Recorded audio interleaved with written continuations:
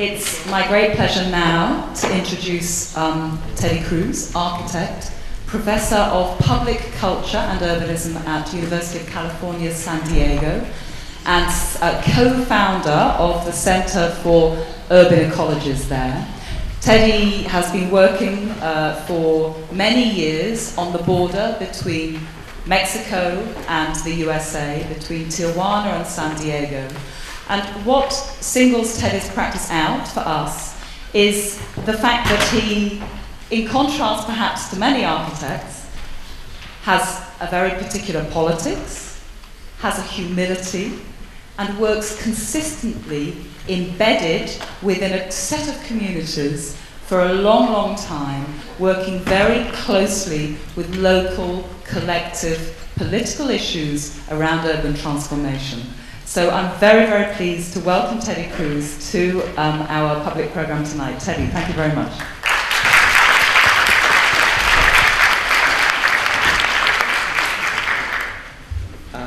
Yes, I guess this one here, yes.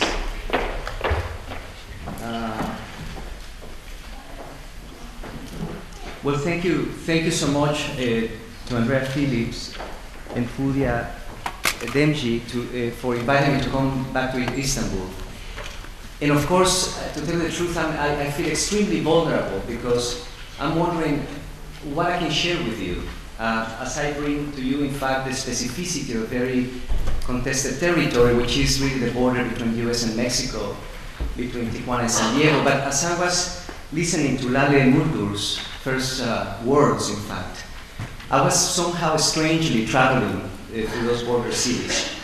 So in a sense, obviously not only the task of poetry is to particularize the universal and also to universalize the particular. In that sense, the exchange of our reflections are very much touching a common thread. But again, I still feel a little vulnerable to really bring these images and reflections from another place to obviously an intensive city as Istanbul. So thank you for giving me the opportunity to share those thoughts and images with you. Let me begin, obviously, let me begin with the obvious, because it seems to me that the obvious continues to stare us in the face, and we seem unable sometimes to engage it, sometimes paralyzed in the context of the current crisis. It is obvious by now that the celebrated metropolitan explosion of the last years of economic boom simultaneously produced a dramatic project of marginalization. And by that I mean, of course, by the resulting growth of slums surrounding major urban centers in the world. And of course, with them, the exacerbation of the socioeconomic and geographic conflicts of an uneven urbanization and urban asymmetry, I think, which is at the center of today's crisis. And as an architect, I cannot avoid beginning with that reflection. What produced the current crisis? The conditions themselves, I think, that produce the current crisis must be the material for the contemporary artist, for the architect. Obviously, because not only the crisis and its visualization would suggest many reflections about our need to rethink and to reimagine the public today. The crisis at its very core, I think, has produced a huge division, a huge gap between urban policy and the public's imagination. I'm thinking in this context that we cannot only speak, obviously, of the crisis as an environmental crisis alone in the context of global warming, or we cannot speak of the crisis only as an economic crisis in the context of the current massive spending cuts across countries. And somehow I imagine we must begin our conversation by speaking of the crisis as a cultural crisis, a crisis of the institutions, unable to rethink their own protocols, unable to rethink ways of doing and acting. Obviously, I'm thinking of the inability of institutions to question the way that we have been growing, or let me be more provocative, the stupid ways by which we've been growing. I come from one of those epicenters of growth, of irresponsible, selfish urbanization, which is Southern California. And obviously, as we speak of the questioning of this growth that has become unsustainable on our time, we not only need to critique the strange ways by which we continue to grow, but I think that we must also reflect that the problem is not only that, but in effect having to do with the images of stupidity that we also engender out of this urbanization in steroids. By that I mean that the true problem is the way by which we think we can solve the problem. I don't know if these images really make sense to you here, but I am sure as urban development begins to transform this city massively out of projects of privatization, many of these projects will be camouflaged with green technologies and so on. What I'm trying to say is that essential to our time across artistic and architectural practices, we cannot advance the conversation without in fact challenging head-on the politics and economics that have endorsed and supported that growth in steroids. And I'm of course thinking that the crisis in this case is not only a crisis of division across enclaves of wealth and poverty, but really the crisis provoked by institutions of exclusion. In that sense, the exacerbation of enclaves of mega wealth that still depend on the cheap labor, on in fact the migratory cheap labor that really supports that growth. Obviously in this context, which is obvious again for many of you, is that the neoliberal political and economic recipes of the contemporary city in the last years have been a way of enabling privatization to be camouflaged as public infrastructure. In the context of these contradictions, I think it's essential to rethink the public today when it has become unsustainable. And let me just maybe share another image, American style, meaning from the United States. One of the most impressive images in my mind as an immigrant living in the United States really is that moment when that black activist, Rosa Parks, sat in a moment of civil disobedience, sat in the seat where she did not belong. At that point, that bus in those days was public to the institutions, but it was inaccessible to many. So in that sense, I've been reflecting into this today's similar camouflaging of the public as the necessary moving of all of ourselves from the neutrality and abstraction of the public to the specificity of rights. And of course, I'm not only speaking of the rights to the city in the redistribution of resources, but as David Harvey has pointed out recently, in the possibility of reimagining, the right to reimagine the city in different terms. So yes, as an architect working in a very contested border territory, I've been interested in engaging the specificity of the political embedded in geographies of conflict. I've been interested in exposing and visualizing the political power and economic power inscribed invisibly in that territory by radicalizing the local, by engaging, in fact, the political economies of division, which, as we imagine, when those global forces of division begin to hit the ground and get again specific, they begin to inscribe themselves as physical artifacts.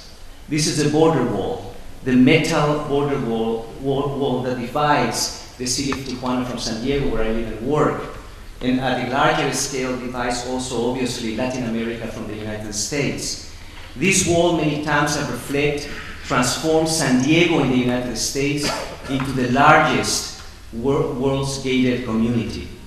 And by that I mean that this wall is emblematic of these institutions of planning that still are characterized by dividing communities and jurisdictions, separating uses, and so on. At no other place in the world we can find some of the wealthiest real estate as the one found in the edges of San Diego, barely 15 minutes away from some of the poorest settlements in Latin America. I imagine that happens here as well, and that type of polarization between wealth and poverty exists everywhere in the world, but at this place where Mexico and the United States collide, where these two cities crash against each other, that is dramatized and amplified.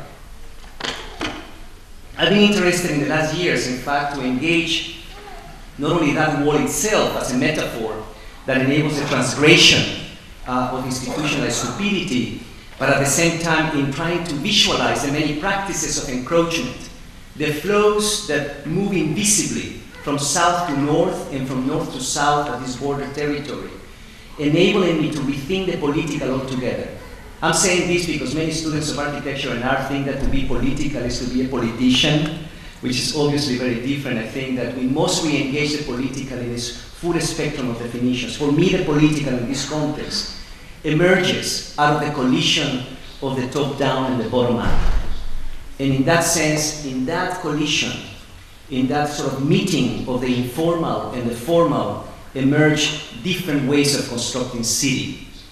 Obviously, other ways of constructing citizenship. For me, it's essential to speak about citizenship in the context of the erosion of public institutions, and primarily in the context of the United States, where there is again, once more, out of a politics of fear, a backlash, a kind of anti-immigratory xenophobic policies.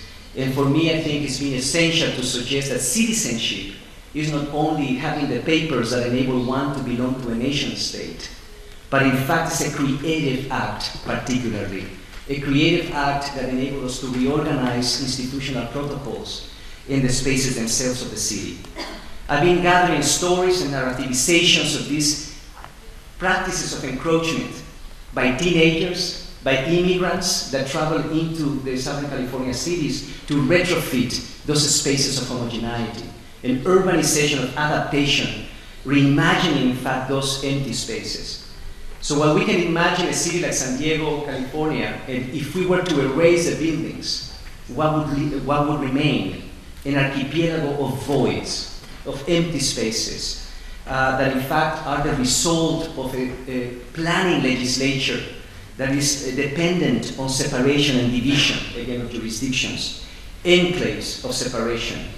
I've been interested in studying the specificity of some of those islands, such as the typical place where the freeway, the large highway, clashes against neighborhoods. And I've been interested in gathering stories of alteration, such as the one of a group of teenagers. And for some of you, this story might seem a bit naive and oversimplistic, but for me it's emblematic of one of the issues I want to amplify tonight. A group of teenagers that when I began to talk to them, and they told me their story, one night decided to go and buy shovels and en masse, collectively, invade this leftover space, which is in fact the space, the abandoned space under the highway. This is a map that the municipality gave me when I went to research about the specificity of that void.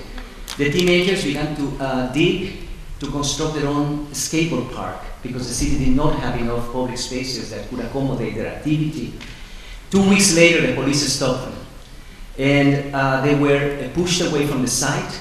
The teenagers decided to organize and fight back.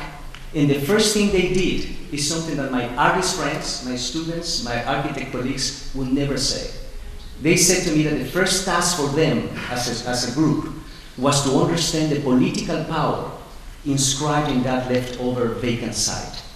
They discovered that they had been lucky because they had not dug under the state highway, because that would have been hugely problematic and difficult to negotiate. They had begun to dig in an arm of the freeway that belonged to the local municipality. They were lucky also, they said, because they had begun to dig in a kind of Bermuda Triangle of jurisdiction between Port Authority, Airport Authority, 2 city districts, and a review board corridor. These red lines obviously are the invisible political power inscribed in many of our spaces out there in the city and that we very seldom recognize as artists. They decided to organize as skaters with that knowledge and go and face the city officials, negotiate with the city attorney and the city council that took liability for this. They decided, they were told that they had to become an NGO if they wanted to negotiate because there wouldn't be any other way. They didn't know what an NGO was. They had to inquire with a group of skateboarders from Seattle who had gone through the same process and are interested in the exchange of knowledge across activist practices. They had to be familiarized and organize their economy, their political stance, unpack the permits from the code that really describe open space in very abstract ways, They had to familiarize themselves with every single permit that really spoke of temporariness and encroachment. It's a long story, I don't have time to tell you the whole thing. All I'm trying to say is that it was that entering into the complexity of the political and economic power and struggle in that leftover space, and the untanglement of that into a new position. They won the case with the evidence they gathered, and the city transferred, out of a transfer of liability from the public to the semi-private into the non-profit, they were able to take ownership of the site beneath the highway to construct their own skateboard park.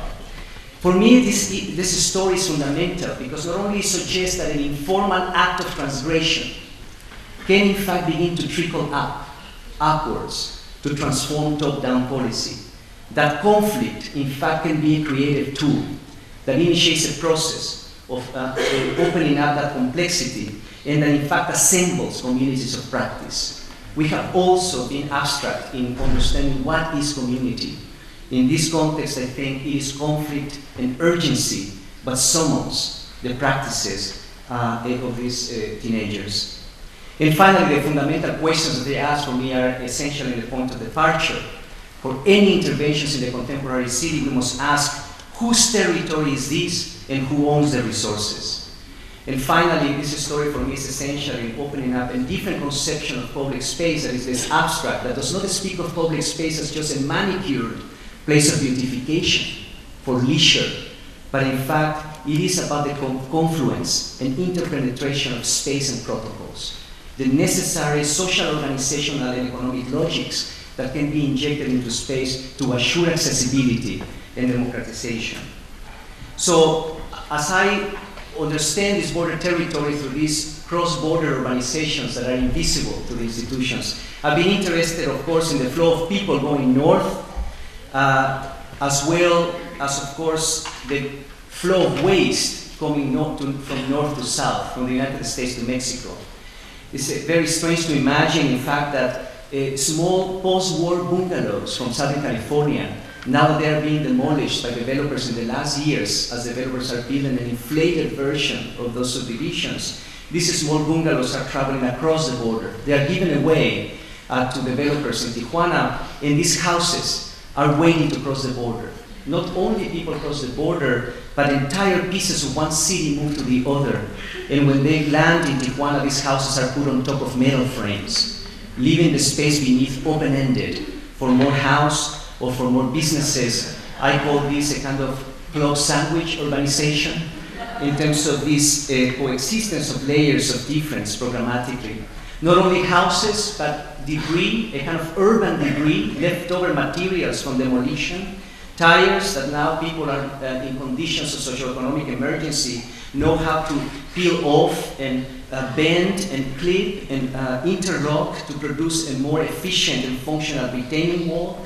Evidence that in conditions of socioeconomic emergency, creativity flourishes. And I don't want to romanticize poverty here, but for a moment, as an architect, I cannot avoid being incredibly inspired by the creative intelligence embedded in these informal communities on this side of the border. Garage doors from Southern California that are imported into Tijuana en masse to construct social housing in the slums that dot the periphery of the city. Entire houses built with all garage doors from the older subdivisions in San Diego. Obviously, this bricolage of this sort of recycling logics is an incredible image, but I've been trying to reflect on this as the informal is coming back to our conversation as urbanists, as architects, that we must be careful. That it's not only understanding the informal as an aesthetic category or as an image, that we must primarily understand the informal as in fact a set of procedures that transgress, impose political and economic recipes. The actual material practices that really transgress those conditions produce a set of procedures that are incredibly tangible, that from which we can extrude new types of formulations, let's say, to re-engage the formal city. I'm interested in entering conflicts out of these images. So many times in my practice, I ask, what is the conflict embedded in these transactions? And the one in Tijuana had to do with the conflict between factories, labor, and housing. As many of you might know, maybe Tijuana is one of those tax-free zones in the world, these sort of tax havens, let's say, where multinationals come to take advantage of cheap labor.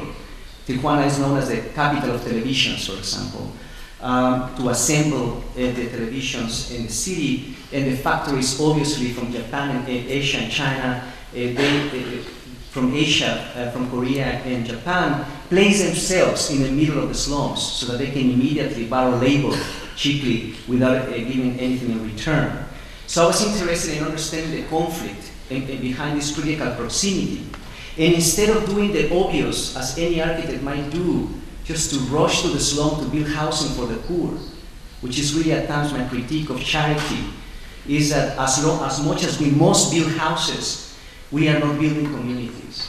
And in that sense, I wanted to take a detour into the factory itself. In other words, the site of intervention, as long as we want, or as much as we want to really pursue the solving of the problem in this direction, the site of intervention might be tangential or might be also peripheral to the very centrality of the issue. So the factory really became a site of detour, engaging these factories that are not accountable and giving anything back to these communities. So behind, again, these images of recycling, there is in fact a political economy of waste. The recycling is essential to the sustainability economically and socially of these communities. So we enter the fabric or the factory to try to engage it by suggesting that while the factory borrows cheap labor, it could give something back in the context of their own materials, systems, and assembly, and also absorb the sweat equity of people building their own homes or houses. After all, these slums are factories of housing. And in that sense, we convinced the municipality and the factory to enable us to tweak their own materials very lightly, to recombine them into micro-infrastructures that could begin to stitch the waste in more structural, sound ways. These acting as kind of hinges that really produce scaffolds, just like the rubber tires interlocking to stitch the houses and many of the other conditions, because otherwise these houses remain very precarious. During the rainy season, there is a huge destruction. I'm rushing through these images because I wanted to share many of these impressions, just to really locate a variety of interpretations of the public in the context of your debate in this biennial. So I'm interested in the spatial and social transparency, let's say, the kind of confrontation of form and the social once more, because much of these, what I would call housing infrastructures, are ways to reimagine the very meaning of infrastructure as anticipatory, as ways of framing and negotiating time, boundaries, space, and resources. The kind of complexity that sometimes as artists and architects cannot really deal with is really what people in their everyday practices engage. So while waste moves from north to south, from south to north, people go to the United States in search for dollars. Most of my research really has had to do with understanding the impact, and I must say, the positive impact of immigrants in the United States in the transformation of the American neighborhood. Also stories, fantastic stories emerge from this reality of alteration and retrofit. This is a story of a cross-border land use map in two cities, the most trafficked border in the world, and yet these two cities cannot visualize their own zoning land use policies. So I had to splice it very lyrically. To the north, the large colors of exclusionary land use policies in San Diego, and to the south, I already showed you evidence of this, the high pixelation of more compacted and complex and three-dimensional and illegal or alternative uses. I've been arguing to politicians and activists in San Diego that this confetti of alternative uses has begun to infiltrate itself into the north, altering the homogeneity and largeness of the exclusionary policies of San Diego. And when this confetti, in fact, hits the ground, because what we are talking about here is, let's get specific. When it hits the ground, it begins to alter many of the parcels of the older subdivisions where many of these immigrants are settling, altering, again, the monocultural and mono-use parcels of these subdivisions into alternative socioeconomic temporalities. In other words, here we have the informal again, injecting an economy into a garage, or building an illegal granny flat, or addition in the back of an official house, and pretty soon these contexts begin to transform in more complex socioeconomic systems. But I'm interested in finding the traces of organization beneath these informal sequences. So I discovered this house, which in fact saved itself, did not go in exile into Tijuana, and transformed itself into a Buddhist temple by a group of Buddhists 25 years ago. The house, of course, transformed typologically, its spaces were altered, but what was important in my research had to do with the role that these non-profit, community-based small practices that are rooted and really embedded in these communities begin to serve as mediators, as translators, as interpreters, and organizers of all those invisible conditions. They bundle, they integrate and translate many of these entrepreneurial socioeconomic practices into new programming. So I'm interested in the mediating agencies that are necessary to in fact negotiate the interface, I would say the critical interface today between institutions and communities. And of course, out of that interface, the production of a new political language. What is density ultimately? This is the question that I made to a politician in San Diego. And if I was to ask many of you here from the School of Architecture or from academia or from government or development, probably would be the same answer. Density is measured abstractly as an amount of units per acre, as an amount of objects per area. I began to realize that in many of these neighborhoods, activist neighborhoods, this equation had to be demolished because density here could be measured instead as an amount of social exchanges per area, of socio-economic exchanges per area. What type of image would that engender in the representation of the city today? And obviously I'm talking about the role of the socio-economic contingencies into space, which obviously would enable a different idea of the public or public space. I'm also talking about how these marginal neighborhoods everywhere in the city, in the contemporary city, I imagine here in Istanbul it will be much more intensive. These marginal neighborhoods are sites of production. As the neoliberal city celebrated the global capital as a privileged site where urbanizations of consumption led the way to the crisis, many of these marginal communities remain sites of cultural production, of socio-economic production. So I'm trying to understand also the rethinking, not only of density, but of ownership in our time, that must negotiate a way out of this urbanization of consumption, engaging production, which was, of course, from the beginning, not only in upholding the spirit of contemporary art across time, as a true laboratory to connect, obviously, everyday practices to the production of culture. So I'm thinking that one of the main aspects in a detour in San Diego, just like in Tijuana was to go to the factory, to get back to housing, in San Diego has been to take the developer's spreadsheet as a site of intervention. I don't know how you call it in Istanbul. In the United States, it's called the developer's pro forma, or the business plan of the developer that has been able to intelligently dominate, control, and strategize time, resources without investment, and to amplify and maximize profit for a private entity. So I've been interested, I've been working with activists in San Diego to open up the topic instrumentally. Can we inject into that developer's spreadsheet the hidden value of informal economy, of sweat equity, of collaboration, of producing a new political representation as non-profit organizations might represent the invisible in channeling funding and other sources of support, etc. I'm talking about the two ladies who rent a 3-bedroom house, transforming it into an illegal nursery or a daycare, and they are represented by a social service-based, community-based entity in order to channel support and engage them into the pro forma so that that can be sustainable. The pro forma itself in gathering and bundling the food caterers that need a collective kitchen, the script writers that need a black box theater, the artists that really engage social practice, the single mother whose son, in fact, is a dancer who really could exchange rent for teaching.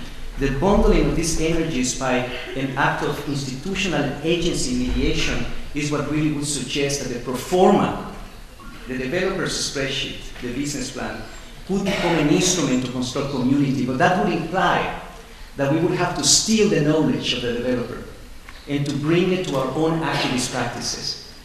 We are living a crisis of knowledge and of knowledge transfer. I think the necessary idea that social justice is not only about the redistribution of resources, but also about the redistribution of knowledges. I think that we have continued to complain about the problem, but we very seldom produce the strategies to transcend it. And I think that we need to engage the knowledge embedded in those institutions that have only been serving, of course, the mobilization of resources from the collective to the very few. I'm speaking also of the necessity to think of housing not only as roofs, as shelter, but as an economic and cultural engine in communities of poverty. So I'm thinking of the social economy of housing as these everyday practices can really enable the neighborhood as a political unit. I've been interested in designing, in fact, new forms of governance at the micro scale of these communities and neighborhoods in collaboration with non-profit organizations. The design of political and economic process has been essential. And my partnership during 10, 12 years in these neighborhoods with Casa Familiar on the San Diego side of the border, and with Alter Terra, which is a non-profit in a slum in Tijuana, during the last 12, 15 years has been essential in developing a process together. We designed a micro policy for San Isidro, which is the first community next to the checkpoint on the US side, with Casa Familiar, and the first task that we produced in presenting to the municipality of San Diego. I must say this in the context of activist practices. What unites the left and the right in the United States right now, the extreme left and the extreme right, has been their disbelief in government and also their disbelief in institutions. I want to uphold the possibility of an enlightened government, call me romantic, but also on the production of new institutions.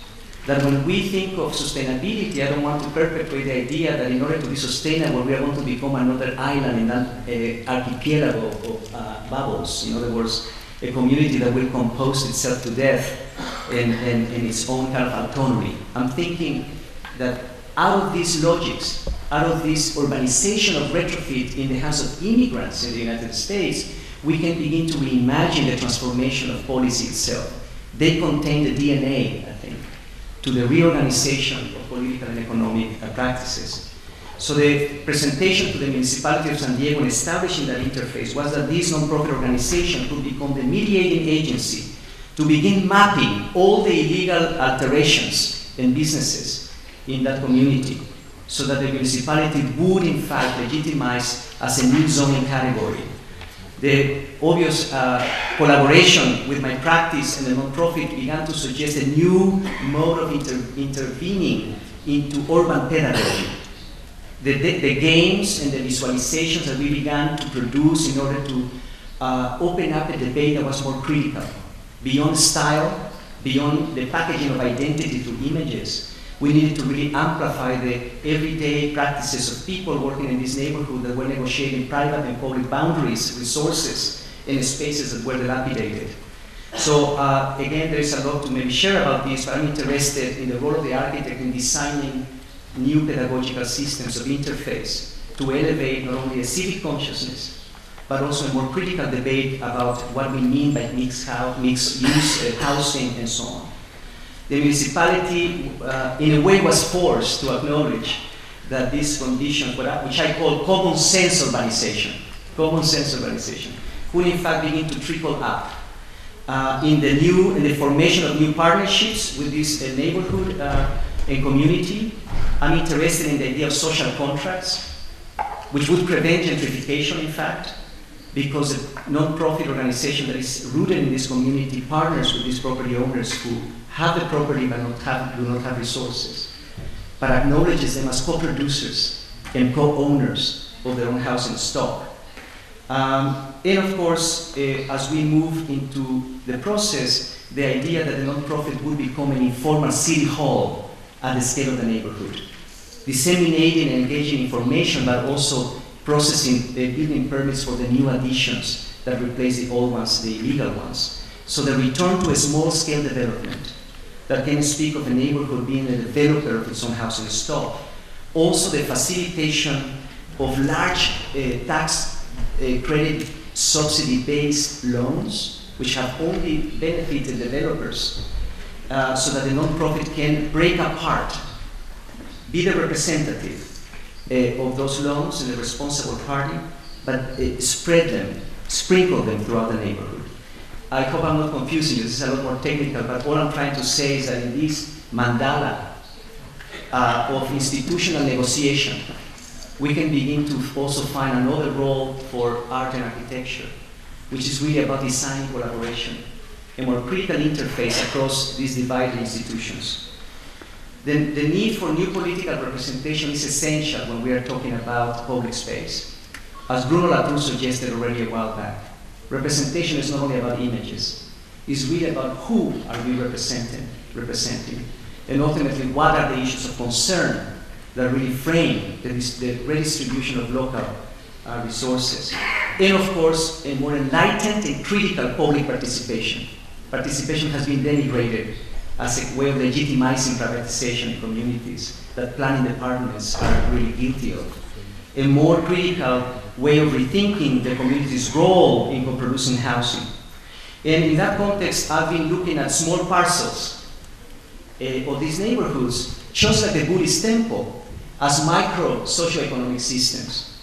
So many of our projects in these neighborhoods have to do with enabling the coexistence of very different economies of housing, addressing different social compositions and programming, such as this old church in one of those small parcels in the neighborhood, where the non-profit will insert an incubator of culture.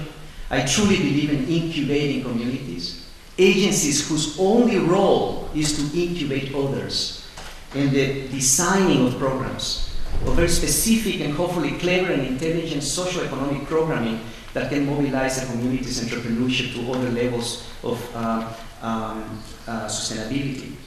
Small rooms that are open air with electricity, that are flanked with collective kitchens to support much of the work that happens in this community.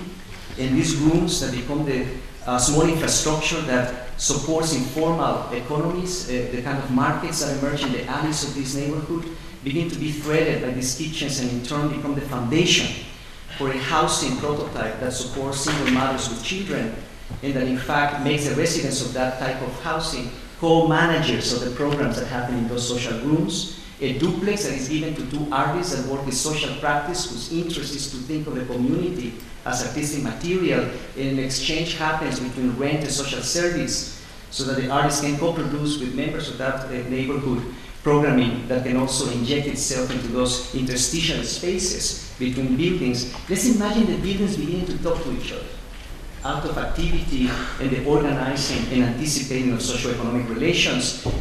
Large units at the end of the parcel for large families who live with grandmothers, that have large kitchens that are shared, and that ultimately partner with the non-profit organization Casa Familiar to begin to incentivize some of the stuff that already these families already engage in their own private homes. And the accessory buildings that, because of code, are allowed to be built without a permit because of their size, so they can be built by the community and incentivizing local labor. What I'm trying to say here is maybe obvious to all of you, but as large-scale development has homogenized really the terms, we need to come back to a more pixelated, more democratized forms of development that enables the coexistence of different housing economies to address different socioeconomic compositions, but particularly also managed. And here's where I might sound awfully strange, and I saw, in fact, in the entrance of the university that this is a school of management as well. The issue is how to produce a more creative public management. And I think in that condition, we begin to suggest plugging support systems into housing, pedagogical, socioeconomic, etc. Can small parcels in these neighborhoods become social infrastructures that enable other interpretations of the public striated and pixelated into these small environments. So this small-scale development of infrastructures and different housing economies are also activated by very interesting synergies and transversal programmatic correspondences. What I'm talking about is a necessary role of curatorial agency to anticipate socioeconomic relations.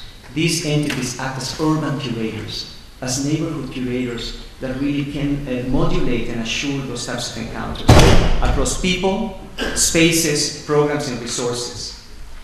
So it is about the democratizing of urban development, obviously, by creating many more points of access, what I'm talking about, but also to imagine that from the specificity of these neighborhoods, from the specificity of the political and the socioeconomic embedded in these neighborhoods and their everyday practices, we can begin to reimagine the border region. So this has been an essential topic for me because a lot of people criticize me saying, well, you just deal with a small scale. I said, that's what we need to engage to begin with. But I think the idea that simultaneously we must engage the reimagination of infrastructure and public space at larger scales and of the region itself begins to again suggest an urbanization made of neighborhoods, made of the threading, in fact, of these practices. And this is where I begin to zoom out towards the world. And I began, in fact, to trace a line at some point that connected the San Diego-Tijuana border. What would happen if I was to stretch it across the world atlas? I was surprised. It connected the San Diego-Tijuana border with some of the most intensive border checkpoints in the world.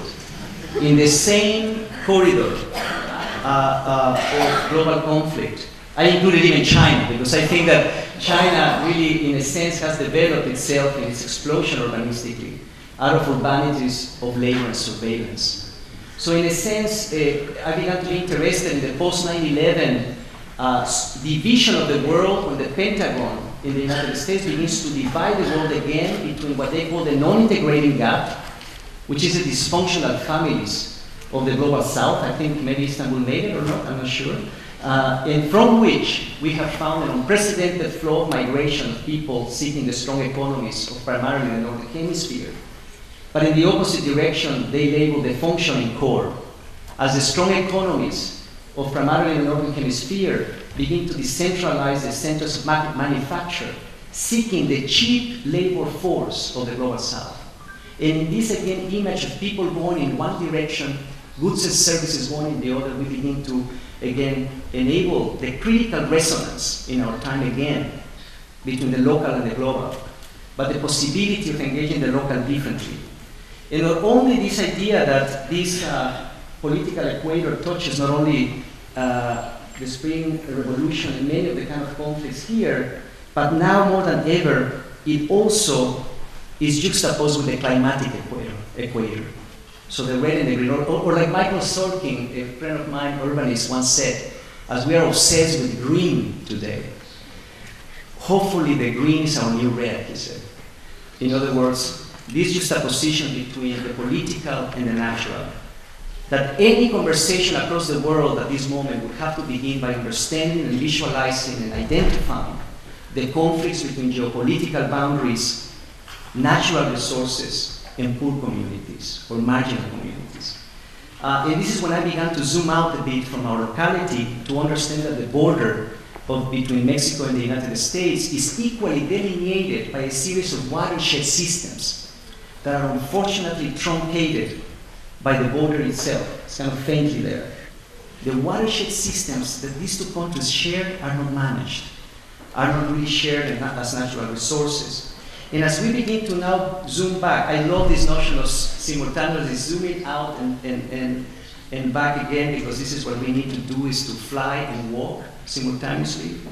And when we begin to approach again the sector, the border where I work, we begin to see one of those watersheds, which is the Tijuana River watershed system, which is obviously the main hydrological drainage of the region into that very tip over there, which is in San Diego. And when we actually zoom further, we realize that that watershed is truncated by the border. This is the neighborhood.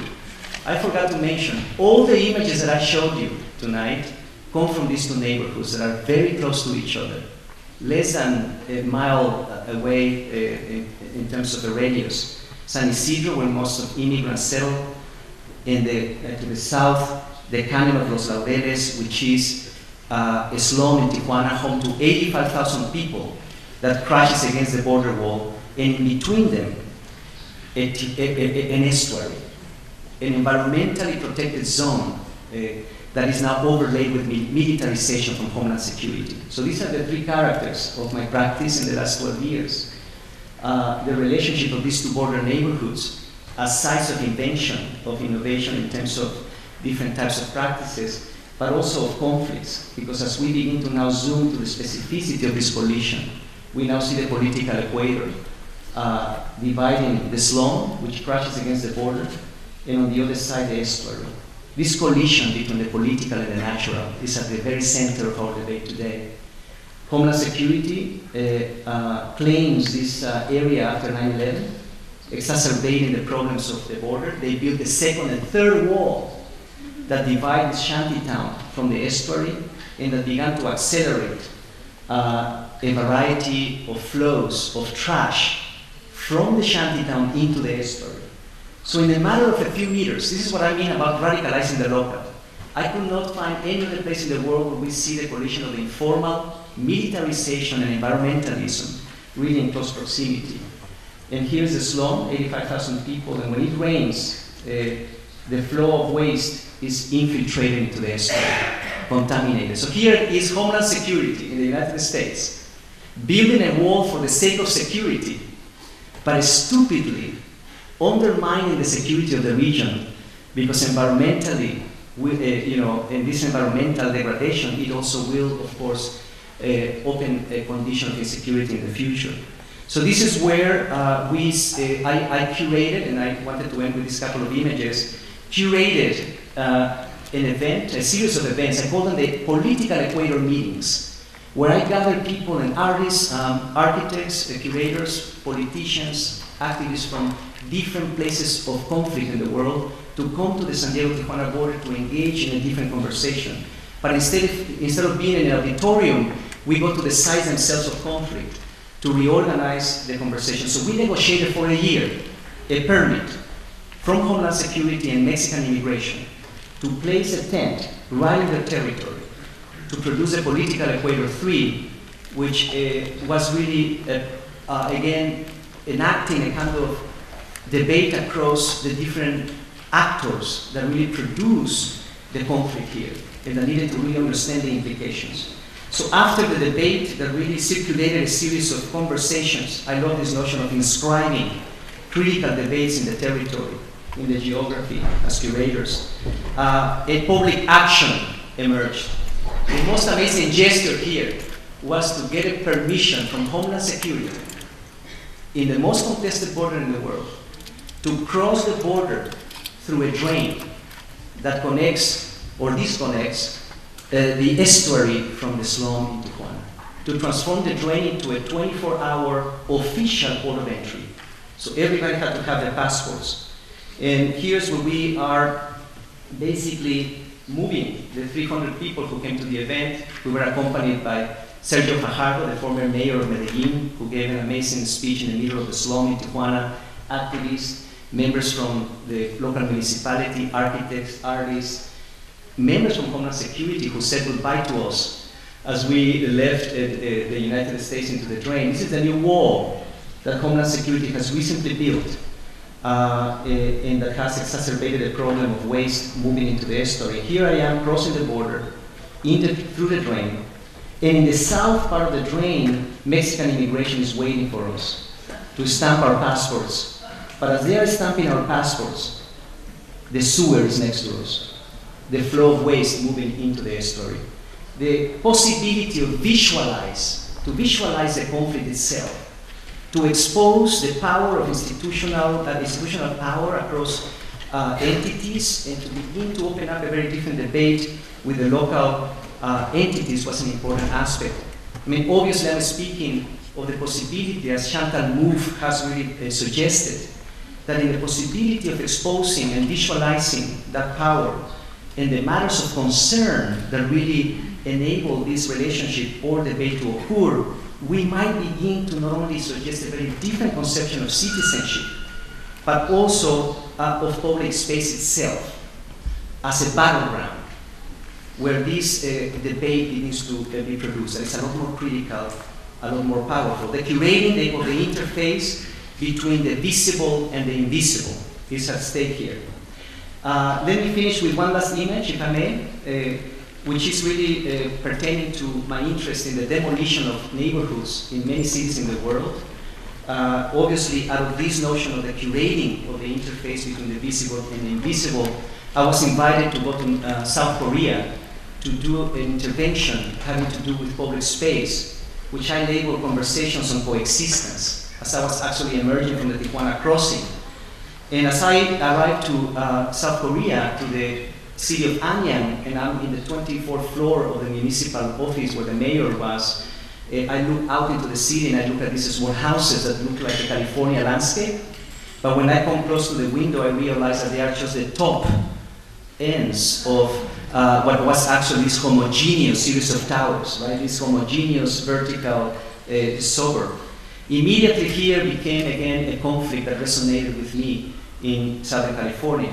The conflict between the new projects and the older neighborhoods that are being demolished in many of the cities. This neighborhood was to be demolished in the next 5 years to become this. And this immediately became the very obvious kind of condition in our time. How do we engage the conflict between the vertical and the horizontal? I think not that much has been advanced urbanistically in that condition. The project became one of actually proposing to the curator that we wanted to make models, physical models of the neighborhoods that were going to be demolished in the next 5 years. The most important one of them because they're activist associative fabric.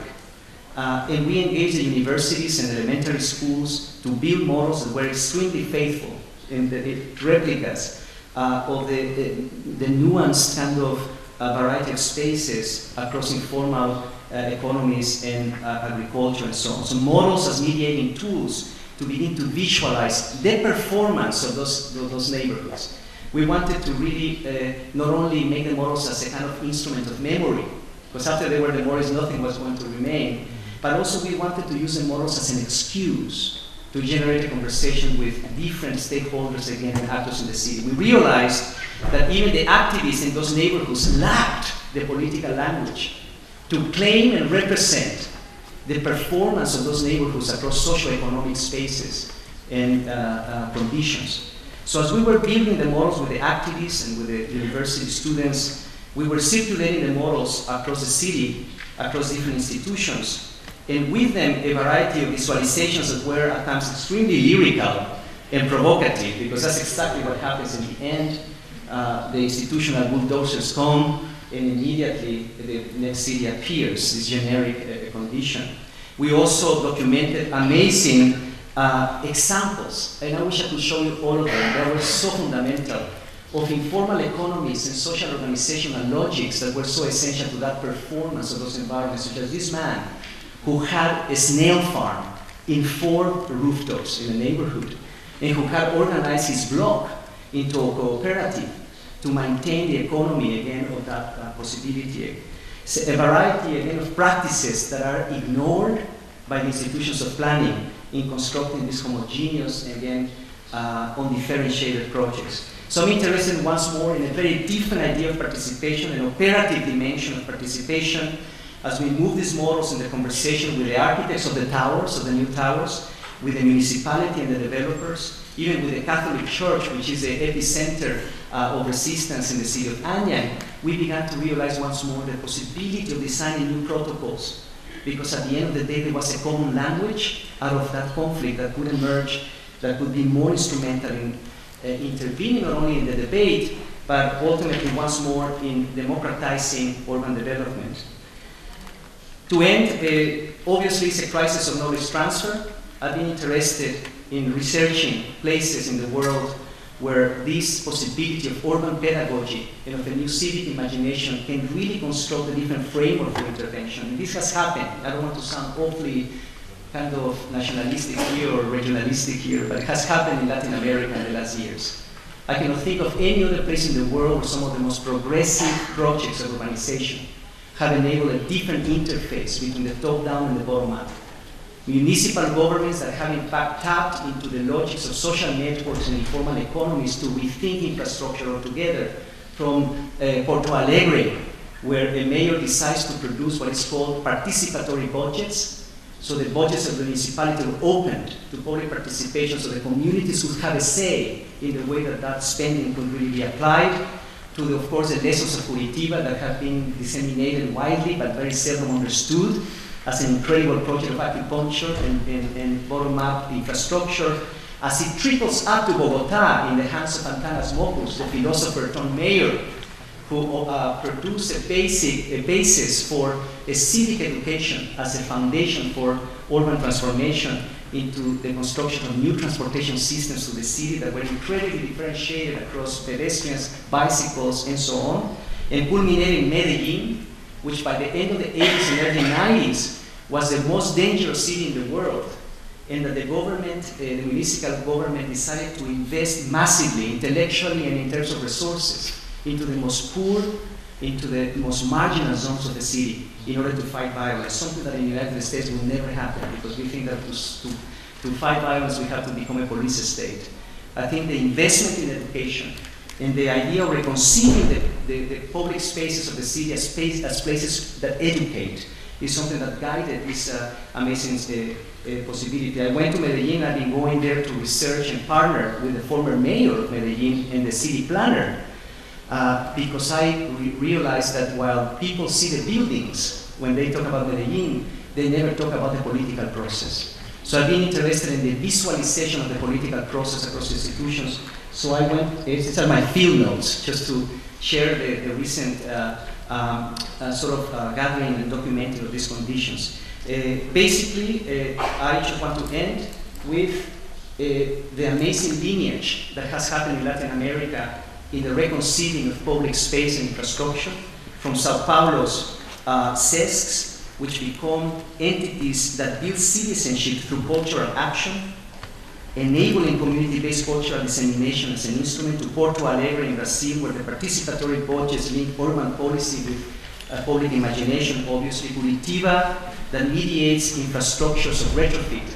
Instead of thinking of infrastructure of public space as a massive thing, it's about mobilizing the energies of the existing real, the favela bairro policy of Lula in Brazil, that looks at slums as a site to rethink an urbanization of inclusion. In Bogotá, obviously, with the construction of a civic culture that is mediated by urban pedagogy, that it can be generative of the rethinking of public infrastructure. And finally, to Medellin, as I was mentioning, where conflict is truly an operative tool. But finally, and I wanted to end with it, is the possibility, as they say, that public space is primarily a space to educate, to construct a new knowledge that really engages the bottom-up intelligence into new institutional frameworks. Thank you very much.